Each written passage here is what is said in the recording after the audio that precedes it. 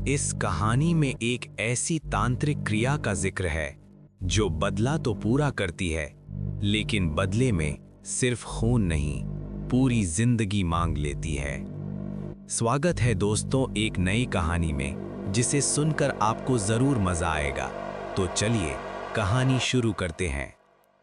हमने कई किस्से सुने हैं जहां एक भाई अपने ही भाई का बुरा करने के लिए किसी भी हद तक चला जाता है, लेकिन आज की कहानी उस भाई की है जिसने अपने भाई के लिए अपनी जान तक की परवाह नहीं की। आज की कहानी है दो भाइयों की। एक छोटे से शहर में रहने वाले दो सगे भाई अर्जुन और रोहित, दोनों की आपस में बेहद अच्छी बनती थी।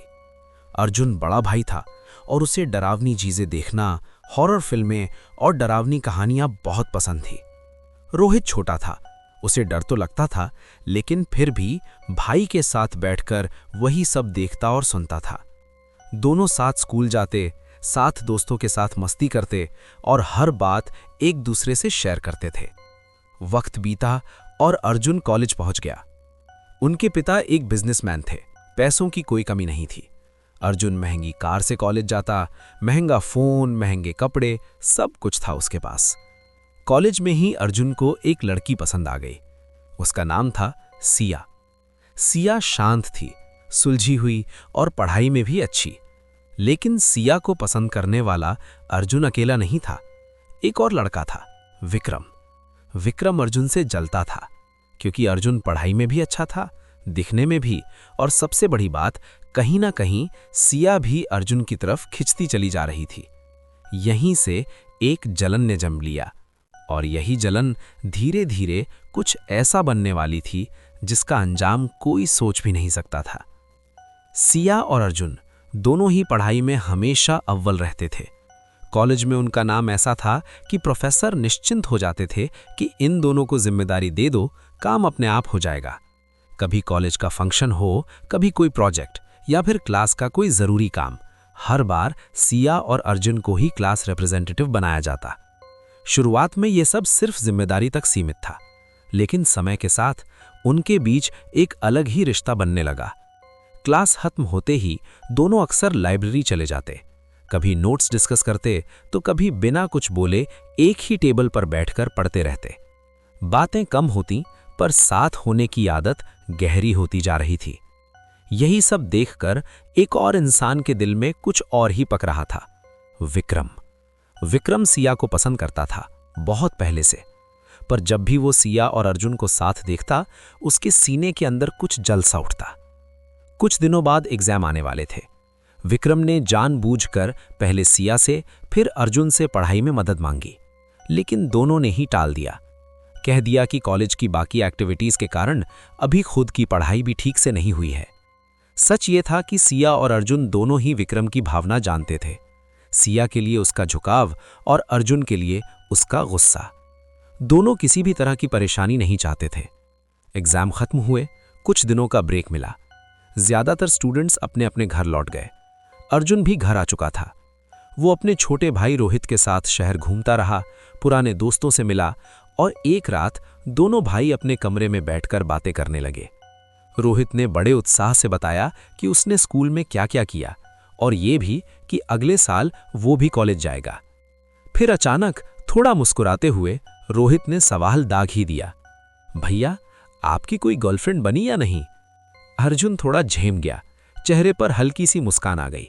धीरे से बोला, एक लड़की है सिया, मुझे वो पसंद है, शायद उसे भी मैं पसंद हूं, पर पक्का नहीं जानता, इसीलिए कुछ कहा नहीं है। इतना सुनते ही रोहित ने उसकी टांग खींचनी शुरू कर दी। कुछ दिन बाद कॉलेज के व्हाट्सएप ग्रुप में मैसेज आया, क्लास ट्रिप का प्लान बन रहा था। ज्यादातर लोगों ने हाँ कर दी। सिया ने भी जाने के लिए हामी भरी, और फिर अर्जुन ने भी। सब मिलकर उत्तराखंड की पहाड़ियों में घूमने चले गए। ट्रैकिंग हुई, कैंपिंग हुई, रिवर राफ्टिंग और ढेर सारी हंसी मजाक। लेकिन इस सफर का मकसद सबके लिए एक जैसा नहीं था। विक्रम इस सफर को मौका मान रहा था, अर्जुन से बदला लेने का मौका, सिया और अर्जुन को अलग करने का मौका।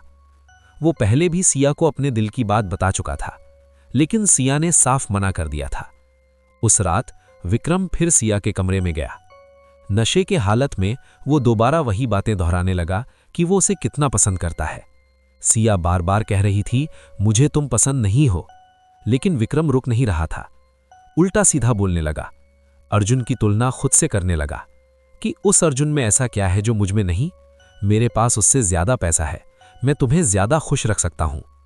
इतने में सिया की दोस्त रोमा दौड़कर अर्जुन को बुला लाई। अर्जुन के आते ही माहौल गर्म हो गया, बातें बहस में बदलीं और बहस हाथापाई तक पहुंच गई। हालांकि बाकी दोस्तों ने बीच बचाव करके मामला शांत करा दिया, लेकिन सिया और अर्जुन ने तय कर लिया था अब यहां नहीं रुकेंगे। अगली सुबह दोनों ने वापस जाने की तैयारी कर ली। तभी विक्रम सामने आया, माफी मांगने लगा। कहने लगा, कल थोड़ी ज्यादा ड्रिंक कर ली थी, इसीलिए ऐसा हो गया, प्लीज मुझे माफ कर दो। सिया और अर्जुन अब भी लौटना चाहते थे, लेकिन सबके मनाने पर वो रुक गए। उनके रुकने की बात सुनते ही विक्रम ने उन्हें धन्यवाद कहा, एक बार फिर माफी मांगी और वहां से चला गया। लेकिन जाते जाते उसके चेहरे पर एक अजीब सी शैतानी मुस्कान थी, जैसे ये कहानी अभी खत्म नहीं हुई हो। सुबह सबने साथ बैठकर नाश्ता किया। माहौल बाहर से बिल्कुल सामान्य लग रहा था। हंसी मजाक, हल्की बातें, जैसे पिछली रात कुछ हुआ ही ना हो। प्लान के मुताबिक आज बाजार घूमना था, शहर की देखने लायक जगहें एक्सप्लोर करनी थीं, लेकिन विक्रम के दिमाग में कुछ और ही चल रहा था। अर्जुन से बदला लेने के लिए उसने जानबूझकर प्लान बदल दिया। विक्रम ने पहाड़ी के ऊपर एक अलग थलग कॉटेज बुक कर लिया और सबके लिए पार्टी रख दी। अर्जुन और सिया जाना नहीं चाहते थे, लेकिन विक्रम और उसके दोस्तों ने जोर दिया, कल जो हुआ उसके लिए ये मेरी तरफ से पार्टी है, मैं नहीं चाहता कि हमारे बीच कोई मनमुटाव रहे। दोपहर का वक्त था, सब बाजार से लौटे, थोड़ा आराम किया, लंच किया और फिर निकल पड़े उस कॉटेज की तरफ। गाड़ी ने उन्हें एक पॉइंट पर उतार दिया। वहां से लगभग 1 किलोमीटर की ट्रैक थी। जब तक सब ऊपर पहुंचे अंधेरा हो चुका था। बॉनफायर जलाया गया, सब उसके चारों तरफ बैठ गए। हंसी मजाक शुरू हुआ। विक्रम और उसके दोस्त शराब पी रहे थे। तभी किसी ने अर्जुन के हाथ में भी एक ड्रिंक थमा दी।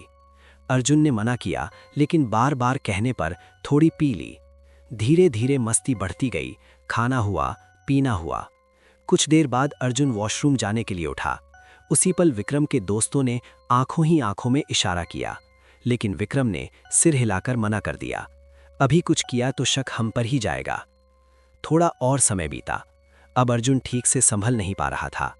नशा असर दिखाने लगा था। सिया ने कहा, अब हमें सो जाना चाहिए। सबने हामी भरी। कमरे बांटे गए।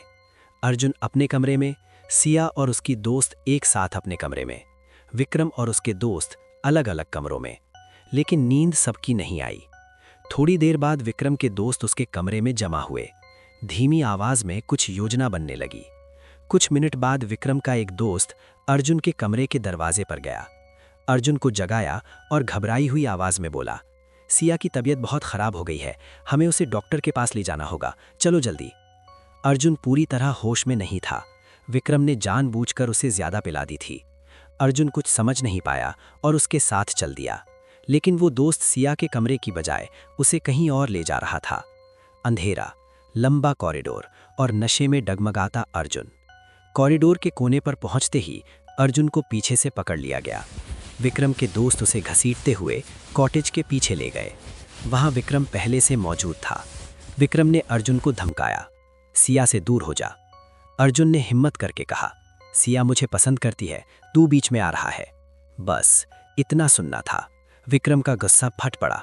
सब मिलकर अर्जुन को बुरी तरह पीटने लगे। लातें, घूंसे, जैसे अर्जुन कोई जानी दुश्मन हो।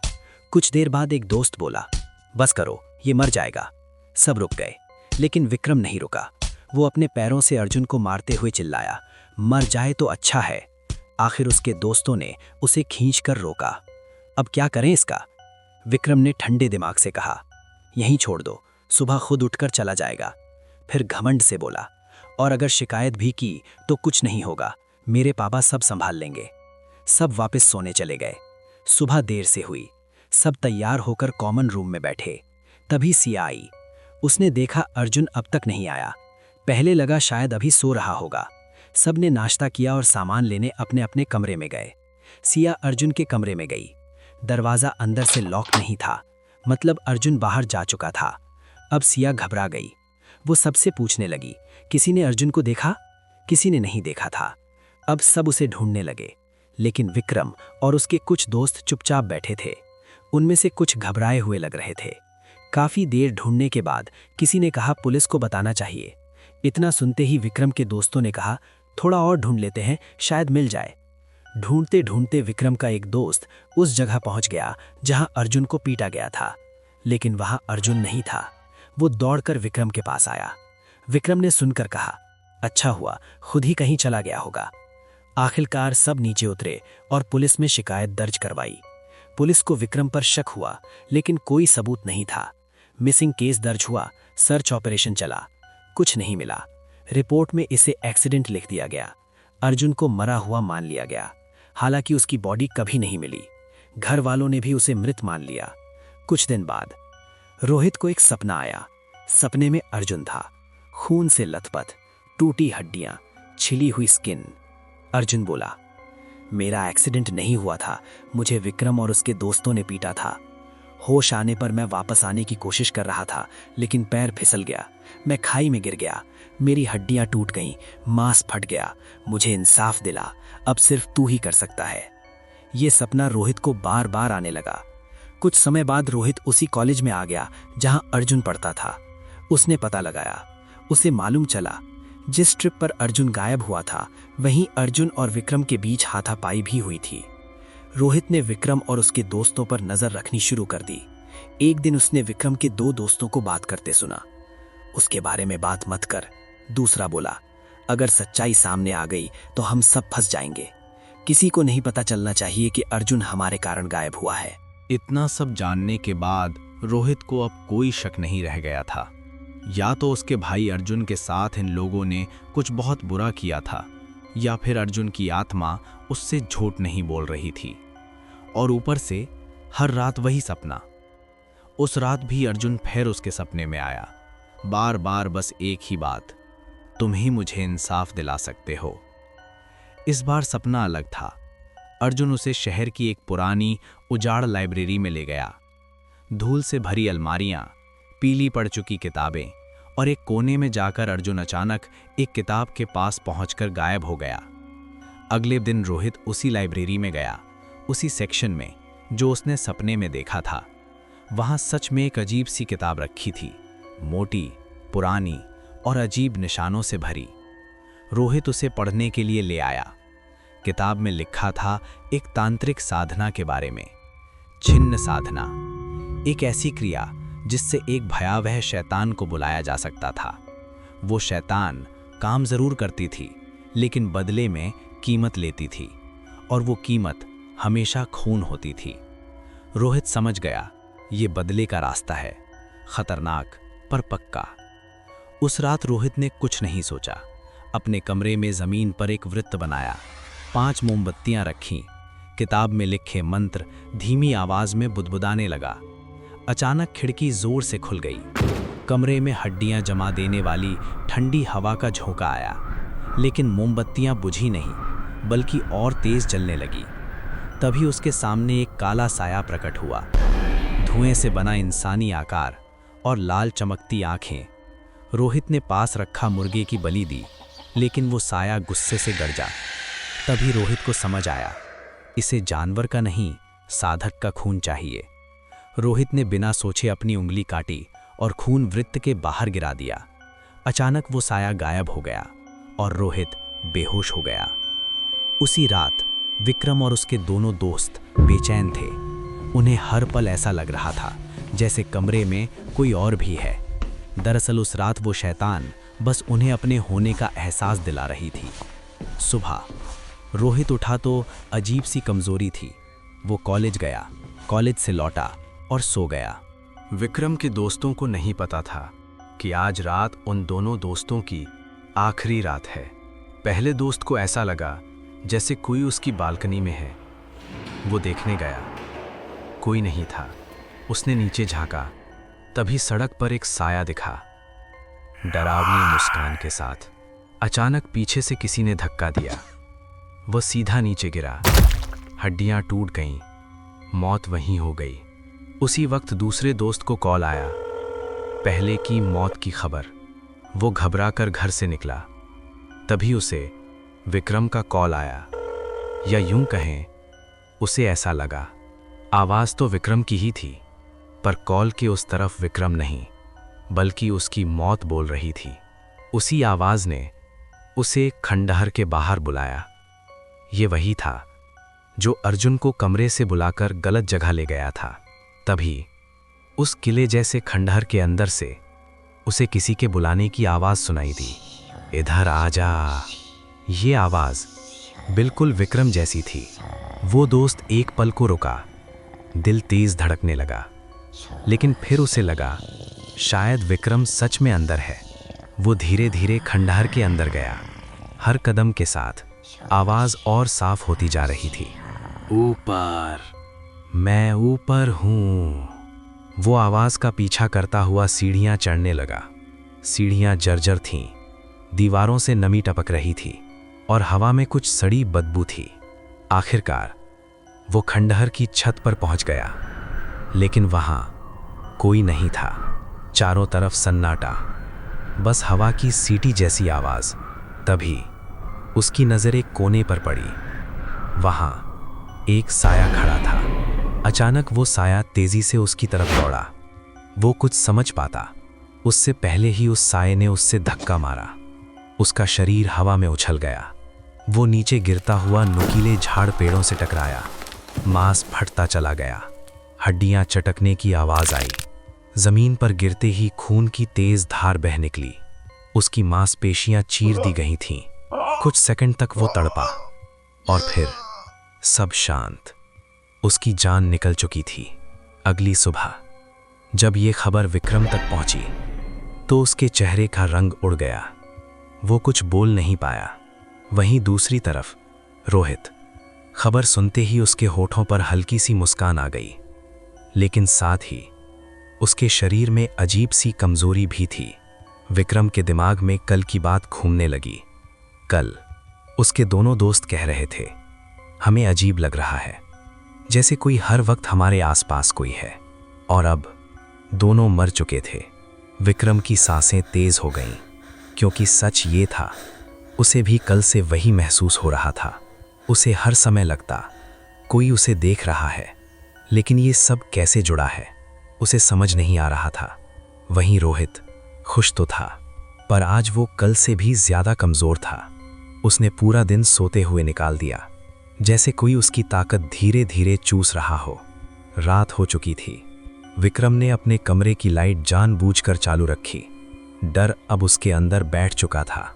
घड़ी ने आधी रात का समय दिखाया। तभी कमरे में अजीब सी ठंड बढ़ने लगी। ऐसी ठंड जैसी पहाड़ों की नहीं होती, मानो तापमान शून्य से नीचे चला गया हो। विक्रम कांपने लगा। उसने चारों तरफ देखा और तभी कमरे की लाइट बंद हो गई। कमरा पूरा अंधेरे में डूब गया। विक्रम चिल्लाया, कौन है वहां? अचानक अंधेरे में एक साया उभरा। धीरे, बहुत धीरे वो आगे बढ़ा। हल्की सी रोशनी में विक्रम ने जो चेहरा देखा, उसकी चीख गले में अटक गई। वो चेहरा अर्जुन का था, खून से सना हुआ, टूटी हुई हड्डियों के निशान और आंखों में नफरत की आग। साया बोला, तुमने मुझे मरने के लिए छोड़ दिया था, अब मैं तुम्हें नहीं छोड़ूंगा। जैसे तुम्हारे दोस्त मरे, वैसे ही तुम भी मरोगे। विक्रम घुटनों पर गिर गया, रोने लगा, माफी मांगने लगा, प्लीज मुझे छोड़ दो। लेकिन वो साया अब रुकने वाला नहीं था। कमरे में सिर्फ चीखें गूंजती रहीं, लंबी दर्दनाक चीखें। सुबह जब दरवाजा खोला गया तो विक्रम का शरीर फर्श पर पड़ा था, बेजान। उसकी सारी हड्डियां अजीब कोणों में टूटी हुई थीं। मांस ऐसे फटा हुआ था जैसे किसी ने तेज धार वाले पंजों से उसे नोच डाला हो। कमरे में खून सूख चुका था और दीवार पर एक ही लाइन खून से लिखी हुई थी, इंसाफ। रोहित ने अपने भाई अर्जुन का बदला तो ले लिया था, लेकिन हर साधना की एक कीमत होती है और छिन्न साधना कभी अधूरी नहीं रहती। अगली सुबह जब लोग उसके कमरे में पहुंचे रोहित जमीन पर पड़ा था, बेहोश। जिंदा था, लेकिन हालत बेहद खराब। उसका शरीर असामान्य रूप से ठंडा था। सांस चल रही थी, पर बहुत धीमी, जैसे जिंदगी को कोई जबरदस्ती पकड़े हुए हो। डॉक्टर कुछ समझ नहीं पाए। कोई जहर नहीं, कोई चोट नहीं, लेकिन उसकी आंखों के नीचे काले गहरे निशान थे और उसकी दाहिनी उंगली पर वही पुराना कट, वो कट जो कभी भरा ही नहीं। कभी कभी रात में रोहित नींद में बड़बड़ाता, बस अब और नहीं, मैंने कीमत चुका दी है। पर कोई नहीं जानता था कि क्या सच में कीमत पूरी हो चुकी है, या फिर छिन्न साधना अभी भी उससे कुछ और मांग रही है। तो आज की कहानी यहीं खत्म होती है। अगर आपको ये कहानी रोमांचक लगी हो तो कृपया लाइक करें, ताकि मैं आपके लिए ऐसी ही डर और रहस्य से भरी कहानियां लाता रहूं। और हाँ, चैनल को सब्सक्राइब करना न भूलें। धन्यवाद।